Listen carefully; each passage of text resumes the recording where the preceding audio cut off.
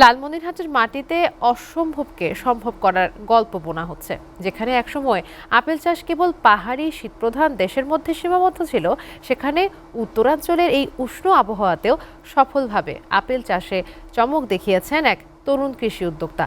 পাটগ্রামের দহগ্রামে পরীক্ষামূলকভাবে এই উদ্যোগ এখন সম্ভাবনার নতুন দুয়ার খুলে দিয়েছে, যা বদলে দিতে পারে দেশের ফল চাষের চিত্র।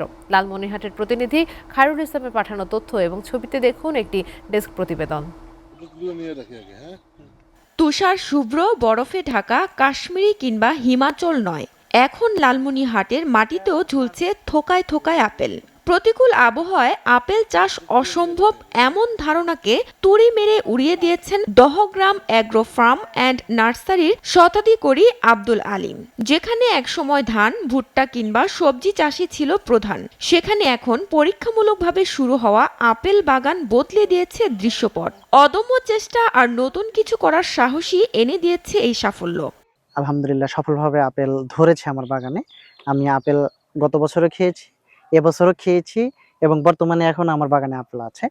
আমি এটা অরিজিনাল ডরসেট গোল্ডেন এবং অরিজিনাল আন্না জাতের আপেলটা আমি ইন্ডিয়া থেকে সংগ্রহ করেছি। জেলায় পাটগ্রাম উপজেলার দহগ্রাম এলাকায় কৃষি উদ্যোক্তা আব্দুল আলিমের এই সাফল্য এলাকায় চাঞ্চল্য সৃষ্টি করেছে। স্থানীয়রা জানান, এখানকার আপেল স্বাদে ও গুণে বাজারে আমদানি করা আপেলের চেয়ে কোনো অংশে কম নয়, বরং বেশি রসালো। চারা থেকে গত বছর আমাদের দেশে আপেল প্রথম হয় আমাদের কাছে। আমাদের বাংলাদেশি আপেলটাই খুবই সুস্বাদু, ভালোই লাগলো। খুবই ভালো আলহামদুলিল্লাহ। এবং বাইরের দেশে যে ফল আনা হয়েছে আপেল, সেটাও খেয়ে দেখলাম। তার মধ্যে আমাদের দেশে যেটা হয়েছে সেটা আলহামদুলিল্লাহ খুব ভালো লাগলো। ভারতের আপেলও খাইছি, কিন্তু এর মতো সুস্বাদু এখনো পাইলাম না।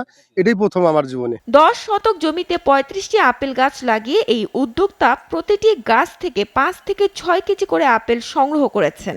আব্দুল আলিমের এই উদ্যোগকে ইতিবাচক হিসেবে দেখছে কৃষি বিভাগ। বসতবাড়িতেও যদি ব্যক্তিগতভাবে কেউ লাগায়, তাহলে সেখানে বিদেশি জাতের আপেল ফল পেতে পারে এবং এতে করে দেখেন আমরা ফ্রেশ আপেল পাবো। আব্দুল আলিমের হাত ধরে লালমনিরহাটে যে নতুন সম্ভাবনার দ্বার উন্মোচিত হয়েছে, সেই চ্যালেঞ্জ নিতে পারে দেশের অন্য এলাকাগুলো। এতে প্রয়োজনীয় সরকারি পৃষ্ঠপোষকতা পেলে আপেল আমদানির নির্ভরতা কমে সাশ্রয় হবে বিপুল বৈদেশিক মুদ্রা। SATV news desk.